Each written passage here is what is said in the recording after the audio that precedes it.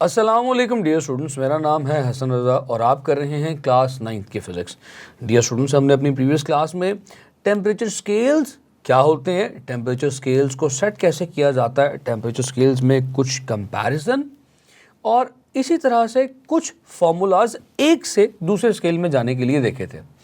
एक बहुत technical important ऐसा टॉपिक जो कि इंडस्ट्रीज़ में यूज़ किया जाता है, जो कि बेसिकली इंडस्ट्रियल थर्मोमीटर भी कहलाता है, उसको डिस्कस करेंगे आज की क्लास में और साथ ही फिर आज की क्लास में न्यूमेरिकल प्रॉब्लम्स पर भी बात करेंगे।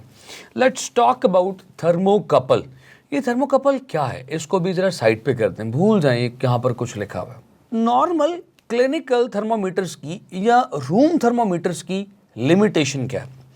डियर स्टूडेंट्स, जो थर्मोमीटर आपके पास घरों में मौजूद है वो मैक्सिमम 106 डिग्री फ़ारेनहाइट का टेम्परेचर बताता है। अगर आप उसको उसके लिमिट तक ले जाएं, it can go up to 212 degree Fahrenheit, जो कि मैं लास्ट टाइम बता चुका हूँ बॉइलिंग पॉइंट ऑफ वाटर है। इसके अलावा अगर आप अल्कोहल थर्मामीटर यूज़ कर लें, it can go up to 300 degree centigrade. लेकिन अगर आप देखें तो इंडस्ट्रीज़ में बहुत सारे ऐसे फिनोमेनाज हैं जो महज 300 डिग्री सेंटीग्रेड पर नहीं होते, उनको करने के लिए बहुत हाई टेम्परेचर भी रिक्वायर्ड है। जैसे पाकिस्तान की स्टील इंडस्ट्री, इस स्टील इंडस्ट्री में लोहे को पिघलाने के लिए तकरीबन 1550 डिग्री सेंटीग्रेड का टेम्परेचर रिक्वायर्ड है। तो आप उसे कैसे मैयर करेंगे, जबकि आपके आम थर्मोमीटर्स 300 या 350 डिग्री सेंटीग्रेड तक बस हो जाते हैं। पाकिस्तान की एल्यूमिनियम इंडस्ट्री में एल्यूमिनियम को पिघलाने के लिए, एल्यूमिनियम एक धात है, इसको पिघलाने के लिए कम से कम 650 से 650 डिग्री सेंटीग्रेड तक का टेम्परेचर रिक्वायर्ड है। आपके thermometers are only up to maximum of 350 degree centigrade. तो इंडस्ट्रीज में टेम्परेचर को मेजर करने के लिए आपको कुछ ऐसी डिवाइसेस चाहिए जो कि हाई टेम्परेचर को सस्टेन कर सकें। They can sustain up to 600, 700, 1000, maybe 1200 degree centigrade. तो फिर आते हैं थर्मोकपल्स। तो थर्मोकपल्स बेसिकली ऐसे थर्मोमीटर्स हैं, टेम्परेचर को मेजर करने वाली डिवाइस हैं। They are use industrially, commercially to measure high temperatures which ordinary thermometers can not. आप समझ में आया कि ये कॉन्सेप्ट क्यों है? Why do we need thermometers, thermocouples rather than ordinary thermometers? चूंकि ये हाई टेम्परेचर को सस्टेन कर सकते हैं। अब सवाल ये पैदा होता है कि ये हाई टेम्परेचर को सस्टेन, हाई टेम्परेचर पे अपने आप को कायम कैसे रख सकते हैं, टेम्परेचर को कैसे मेजर कर सकते हैं? चलिए इसको समझते हैं। अब डिवाइस का नाम है thermocouple. Thermo is obviously heat, thermo इसलिए कह रहे हैं चूंकि हीट मेजर करने वाली डिवाइस है। कपल, आप जानते हैं कपल किसको कहते हैं? न्यूली मैरिड कपल, ऐसे दो लोग जिनकी नई शादी हुई है, जुड़े हैं आपस में। तो अब यहाँ पे भी हम दो डिफरेंट टाइप्स ऑफ मटेरियल्स की शादी करवाते हैं, उनको जोड़ देते हैं। तो होता क्या है डियर स्टूडेंट्स, यहाँ पर हम दो डिफरेंट मटेरियल की वायर्स को, जो कि आमतौर पे मेटल्स होते हैं, एक पॉइंट पे सोल्डर कर देते हैं। सपोज करें ये एक ख़ास मटेरियल की wire, it could be iron, और ये दूसरे मटेरियल की वायर है, it could be copper, it could be platinum, it could be aluminium, depending upon the application. हमने इन दोनों वायर्स को इस जगह से अटैच कर दिया या वेल्ड कर दिया। मेटल्स के लिए हम यहाँ पर हाई टेम्परेचर पे जॉइनिंग के लिए वेल्डिंग भी कर सकते हैं, सोल्डरिंग का वर्ड भी यूज़ किया जाता है। मकसद ये है कि आपने इन दोनों वायर्स को इस पॉइंट पर अटैच कर दिया। अब ये जो ओपन एंड है डियर स्टूडेंट्स, इस ओपन एंड पर हम एक वोल्ट मीटर को कनेक्ट कर देते हैं। ये बड़ी मज़ेदार बात है। मज़ेदार बात कैसे है स्टूडेंट्स? हम मेजर क्या करना चाह रहे हैं? हम तो मेजर करना चाह रहे हैं टेम्परेचर, हमने यहाँ पे वोल्ट मीटर क्यों कनेक्ट कर दिया? चलिए इसको समझाता हूँ। देखें डियर स्टूडेंट्स, आप ये बात तो जानते हैं कि जितने भी मेटल्स हैं, all of the metals are good conductor of electricity. Why they are the good conductor of electricity? Because of their free electrons. जितने भी मेटल्स हैं वो सारे के सारे गुड कंडक्टर ऑफ इलेक्ट्रिसिटी हैं। क्यों? क्योंकि मेटल्स के पास इलेक्ट्रॉन्स, फ्री इलेक्ट्रॉन्स का क्या मतलब है? ऐसे नहीं कि मतलब मुफ्त में पड़े हुए। फ्री इलेक्ट्रॉन्स का मतलब है ऐसे इलेक्ट्रॉन्स जो मूव कर सकते हैं, जो किसी एक एटम ने दबा के नहीं रखे हुए, एक एटम ने अपने शिकंजे में नहीं रखे हुए। यानी ये वो इलेक्ट्रॉन्स हैं जो कि एक एटम से दूसरे एटम से तीसरे एटम से चौथे एटम मूव कर सकते हैं। So these are the free electrons. आप कॉन्सेप्ट आगे केमिस्ट्री की बुक्स में पढ़ेंगे। सो मेटल्स के पास फ्री इलेक्ट्रॉन्स होते हैं। हर मेटल के पास डिफरेंट तादाद, different amount of free electrons हैं। हो सकता है कि इसके पास 3 या 4 फ्री इलेक्ट्रॉन्स पर एटम हो। इसी तरह से इस मेटल के पास 2 फ्री इलेक्ट्रॉन्स पर एटम हो। जैसे ही आप इस एंड को हीट करना शुरू करेंगे, हीट करने पर इस एंड की काइनेटिक एनर्जी में इजाफा आएगा। इन इलेक्ट्रॉन्स की काइनेटिक एनर्जी बढ़ेगी। ये इलेक्ट्रॉन अब एक जगह टिक के नहीं बैठेंगे, फुदकना शुरू होंगे। और किस तरह से फुदकना शुरू होंगे? याद रखें, चीज़ें हमेशा हाई एनर्जी से लो एनर्जी की तरफ मूव करती है। तो ये इलेक्ट्रॉन इस हॉट एंड से कहाँ भागेंगे?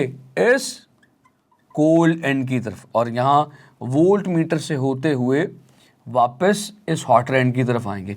तो जब तक आप इसे हीट करते रहेंगे, ये फ्लो ऑफ इलेक्ट्रॉन्स चलता रहेगा। फ्लो ऑफ इलेक्ट्रॉन्स हमेशा पोटेंशियल डिफरेंस की वजह से होता है। तो यहाँ पर कुछ ना कुछ रीडिंग्स आएंगी। डियर स्टूडेंट्स, अब बड़े इंपॉर्टेंट बात की तरफ मैं आपको लेके जाने लगा हूँ। जैसे जैसे टेम्परेचर बढ़ाते जाएंगे, वैसे वैसे काइनेटिक एनर्जी में इजाफा आएगा। इलेक्ट्रॉन्स का फ्लो उतना शदीद होता जाएगा, वैल्यू ऑफ वोल्टेज बढ़ती जाएगी। तो वैल्यू ऑफ वोल्टेज के बढ़ने से आपको अंदाजा होगा कि यकीनन इस एंड पर हीट में इजाफा आ रहा है। चलें, मैं आपको एक मिसाल से समझाता हूँ। सपोज कर लें कि एक ऐसा थर्मोकपल है जो कि 100 डिग्री के ऊपर 1 मिली वोल्ट प्रोड्यूस करता है, 200 डिग्री के ऊपर 2 मिली वोल्ट प्रोड्यूस करता है। हमने पहले नोट कर लिया, हम अपने सामने थर्मोमीटर लेकर और इस तरह का एक डिवाइस लेकर बैठे हुए हैं, देख रहे हैं कि 200 डिग्री के ऊपर कितने वोल्ट पैदा कर रहा है? 200 मिली वोल्ट। हमने टेम्परेचर को बढ़ाया, 300 डिग्री सेंटीग्रेड किया, 3 मिली वोल्ट आ गए। 400 डिग्री सेंटीग्रेड टेम्परेचर किया, हमने देखा यार ये तो 4 मिली वोल्ट्स आ गए। अच्छा, हमने एक स्केल सेट कर लिया, बना लिया। अब अगर 7 मिली वोल्ट्स आएंगे तो टेम्परेचर क्या होगा? Now it's common sense. आपने मेजर कर लिया कि जब 7 मिली वोल्ट्स आपका वोल्ट मीटर मेजर करेगा तो टेम्परेचर होगा 700 degree centigrade. This is how thermocouple measures the temperature. It can measure up two thousands of degree centigrades. चलिए जी, ये तो थर्मोकपल का कॉन्सेप्ट हो गया। अब अपनी बात को एक और कदम आगे लेके चलते हैं, यहाँ से जगह को बचाते हैं और let's talk about numerical problems. हम आज का पहला न्यूमेरिकल शुरू करने लगे हैं। न्यूमेरिकल क्या है, मैं अपनी किताब पर पढ़ूंगा, आपके लिए सामने स्क्रीन पर आ जाएगा। आपकी तो मौजें हैं, मुझे पढ़ना पड़ेगा किताब से देख के। So the numerical statement says that the temperature of normal human body on Fahrenheit scale is 98.6 degree Fahrenheit. So it's numerical number 7.1. So temperature in degree Fahrenheit is given 98.6 degree Fahrenheit. Convert into degree centigrade scale and Kelvin scale. कितना मज़ेदार सवाल है। Degree centigrade में बताएं और kelvin scale में बताएं क्या वैल्यूज़ होने वाली हैं। 1 मिनट के लिए मैं यहाँ पर रुकता हूँ, मुझे एक बात याद आ गई आपसे शेयर करनी। आपने डिग्री फ़ारेनहाइट से डिग्री सेंटीग्रेड में जाने का फार्मूला तो देखा था, लेकिन क्या डिग्री फ़ारेनहाइट से डायरेक्ट केल्विन में जाने का फार्मूला है कोई? क्या केल्विन और डिग्री फ़ारेनहाइट को कोई फार्मूला ज्वाइन करता है? The answer is no. हमारे पास फ़ारेनहाइट से डिग्री सेंटीग्रेड में जाने के लिए तो फार्मूला है, उस डिग्री सेंटीग्रेड को बाद में हम केल्विन में कन्वर्ट करेंगे। तो फ़ारेनहाइट से केल्विन में डायरेक्ट कन्वर्जन पॉसिबल नहीं है, तो जो भी टेम्परेचर डिग्री फ़ारेनहाइट में होता है हम उसे पहले सेंटीग्रेड में कन्वर्ट करते हैं, फिर केल्विन में लेके जाते हैं। मुझे याद नहीं है, फॉर्मूला बताइएगा क्या था फॉर्मूला जल्दी से। सो फॉर्मूला लिखने लगा हूं आपके सामने, degree Fahrenheit -32 into 5/9 is equals to degree centigrade. So this was the formula जो मैंने आपको थोड़ा सा हेल्प आउट किया था याद रखने के लिए। जरा इसमें वैल्यूज पुट कीजिए। 5/9 एज इट इज, 98.6 में से 32 को माइनस करें, 5 से मल्टीप्लाई करें, जल्दी से 9 पे डिवाइड करके बताएं जवाब क्या आता है। So answer will be 37 degree centigrade. So आपकी बॉडी का नॉर्मल टेम्परेचर 37 डिग्री सेंटीग्रेड है। अच्छा डियर स्टूडेंट्स, ये तो डिग्री सेंटीग्रेड में आ गया, आप केल्विन में कैसे लेके जाएंगे? याद करें मैंने केल्विन के लिए फॉर्मूला बताया था, सेंटीग्रेड में जो भी गिवन हो 273 उसमें ऐड कर दें, आपका केल्विन स्केल रेडी है। तो it's 37 plus 273, it comes out to be 310 kelvins. तो ये आपका केल्विन स्केल में भी टेम्परेचर आ गया। डियर स्टूडेंट्स, ये तो आपका फर्स्ट न्यूमेरिकल था और इम्पॉर्टेंट था। चलिए let's move on to the next numerical, numerical number 7.2। मैं पढ़ता हूँ साथ साथ गिवन लिखता हूँ, आपके लिए तो आ ही जाना है सामने। At what temperature degree Celsius and degree Fahrenheit thermometers reading would be same? ये बड़ा मजे का सवाल है। Reading of degree Fahrenheit become equal to reading of degree centigrade. भाई हमें वो टेम्परेचर कैलकुलेट करना है कि जब फ़ारेनहाइट की रीडिंग इक्वल हो जाए डिग्री सेंटीग्रेड की रीडिंग के। मैं अभी आपको समझाता हूँ, ये परेशान मत हो, ये क्या है। हमें वो टेम्परेचर की वो वैल्यू कैलकुलेट करनी है। देखें थोड़ा सा इस बात को समझें। अगर आप बात करते हैं मेल्टिंग पॉइंट ऑफ आइस की, तो डिग्री फ़ारेनहाइट में melting point of ice is 32 degree Fahrenheit और boiling point of ice is boiling point of water is 212 degree Fahrenheit. यही टेम्परेचर डिग्री सेंटीग्रेड स्केल में 0 डिग्री सेंटीग्रेड है और यही temperature centigrade scale में 100 डिग्री सेंटीग्रेड है। यानी रेफरेंस पॉइंट अगर आप मेल्टिंग पॉइंट ऑफ आइस को ले ले तो इसमें 32 है, उसमें 0 है, तो वैल्यूज डिफरेंट है। कौन सी ऐसी वैल्यू होगी जिस पे वही वैल्यू सेंटीग्रेड स्केल में हो, वही वैल्यू फ़ारेनहाइट स्केल में हो? तो दिस इज समथिंग टेक्निकल। ये बात थोड़ी सी ज़रा समझने के काबिल है। तो चलिए कैलकुलेट करने की कोशिश करते हैं। तो चलिए सॉल्यूशन की जानिब आते हैं। तो आपने देखा ना कि मसला ये है कि आपने वो टेम्परेचर, वो वैल्यू देखनी है जिस पर डिग्री सेंटीग्रेड स्केल और डिग्री फ़ारेनहाइट स्केल की वैल्यू सेम हो। चलिए मैं इसको समझाता हूँ कि करना किस तरह से है। कोई भी फॉर्मूला पकड़ लें, डिग्री सेंटीग्रेड का फॉर्मूला पकड़ लें या डिग्री फ़ारेनहाइट का फॉर्मूला पकड़ लें। आपके सामने सेंटीग्रेड का फॉर्मूला लिखा हुआ है, तो degree centigrade is equal to 5/9 into degree Fahrenheit का टेम्परेचर -32।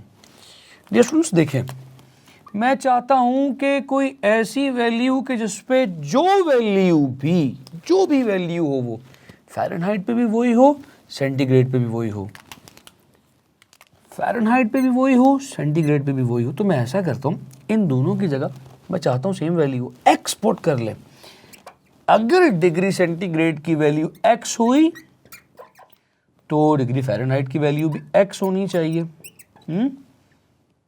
इस x को कैलकुलेट कर लें, इस तरफ ले आए 9x 5x, 5x से मल्टीप्लाई होकर 5x, इससे मल्टीप्लाई होकर -160। इस 5x को वहाँ ले जाए इस तरह से, तो 9x minus 5x is equals to 160. It is 4x is equals to 160, या आप इसको लिख सकते हैं 160 over it's minus 160, minus 160 over 4, ये कट के आ जाएगा माइनस 40. तो ये रही वो मैजिकल वैल्यू. क्या मतलब है इसका, आइए समझाता हूँ. जब भी टेम्परेचर कम हो जाए, आप साइबेरिया के ग्लेशियर्स में चले गए हैं, वहाँ पर टेम्परेचर बहुत ठंडा होता है, बहुत कम होता है, तो वहाँ पर अगर सेंटीग्रेड में टेम्परेचर माइनस 40 डिग्री सेंटीग्रेड हो, तो आप उसे डिग्री फ़ारेनहाइट में कन्वर्ट करके देखेंगे तो वो वैल्यू भी माइनस 40 ही होगी. देखिए, शुरू में मैंने कहा था कि ये स्केल्स डिफरेंट हैं. मेल्टिंग पॉइंट ऑफ आइस 32 होता है, melting point of ice centigrade में 0 होता है, boiling point of water Fahrenheit पे 212, boiling point of water centigrade में 100. डिफरेंट है, लेकिन एक वैल्यू है जिस पे ये दोनों स्केल्स एक दूसरे को इंटरसेक्ट करते हैं, एक पॉइंट पे मिलते हैं, दैट इज माइनस 40. तो जब भी माइनस 40 डिग्री सेंटीग्रेड में टेम्परेचर होगा, वही टेम्परेचर माइनस 40 डिग्री फ़ारेनहाइट में भी होगा. ये वो सवाल था, and it's a very important MCQ. Minus 40 पे the both scales will intersect each other. ये MCQ में यूं पूछा जा सकता है, at what value both degree Fahrenheit and degree centigrade scale would intersect each other. Minus 40 पे दोनों इंटरसेक्ट करेंगे. चलें जी, आगे चलते हैं. Let's move to the next few numericals of this chapter. चलिए जी, नेक्स्ट न्यूमेरिकल प्रॉब्लम की तरफ चलते हैं. Numerical problem number 3, that's 7.3. क्या है जी, बुक कहती है convert 5 degree Fahrenheit to Celsius and Kelvin scale. तो आपके पास फ़ारेनहाइट का टेम्परेचर गिवन है, TF is given 5 degrees Fahrenheit. तो you need to convert it into degree centigrade scale and Kelvin scale.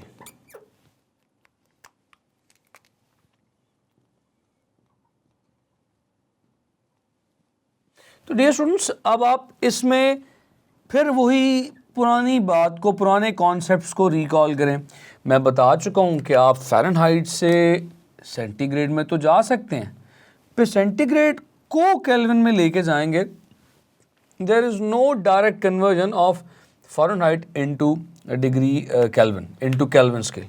तो अब मेरे पास फॉर्मूला है डिग्री सेंटीग्रेड स्केल का. Degree centigrade scale is equals to 5/9 Fahrenheit scale minus 32. So you have the values, put them into this formula. 5/9, it's 5 minus 32. Solve it out. See, Kelvin centigrade scale में क्या value निकलती है. तो it comes out to be minus 15 degree centigrade. लें जी, ये तो minus 15 degree centigrade में निकल आया. अब इसे केल्विन स्केल में लेके जाना है तो बहुत आसान है. केल्विन स्केल का टेम्परेचर बता चुका हूँ, सेंटीग्रेड के टेम्परेचर में 273 को फ़कत ऐड करना है. तो if it is minus 15 degree centigrade plus 273, तो ये केल्विन स्केल में it comes out to be 258 Kelvins. Calculator पे चेक करके रिजल्ट्स को वेरीफाई ज़रूर किया करें. लें जी, this was your third numerical. Let's move on to the next numerical, जो कि आपकी किताब में फोर्थ न्यूमेरिकल है, 7.4. पढ़ता हूँ. What is the equivalent temperature of 25 degree centigrade. हाँ जी, तो सेंटीग्रेड स्केल में 25 डिग्री सेंटीग्रेड है. Equivalent on Fahrenheit scale and Kelvin scale, दोनों में बताना है आपने. तो आप देख रहे हैं बेसिकली वही 3 फॉर्मूलाज इसके सारे न्यूमेरिकल्स में घूम फिर रहे हैं. हमारी प्रैक्टिस करवाई जा रही है एक स्केल से दूसरे स्केल में जाने के लिए. तो मैं पहले तो डायरेक्टली इसको केल्विन स्केल में कन्वर्ट कर लेता हूँ. I know that kelvin scale is centigrade scale plus 273. Centigrade scale is 25 plus 273. See what you will get, 298 kelvins. ले जी, ये तो आ गया केल्विन में. अब आगे चलिए, इसी को कन्वर्ट कर लें फ़ारेनहाइट में. इस फार्मूले को भी अगर याद रख लेंगे ना तो सारे फार्मूलाज ऑटोमेटिकली हो जाएंगे. तो फार्मूला क्या था, इससे भी बना सकते हैं. ये 9/5 centigrade scale plus 32 is equal to Fahrenheit scale. 9/5 25 plus 32, ये हो जाएगा 9 इंटू 5 प्लस 32.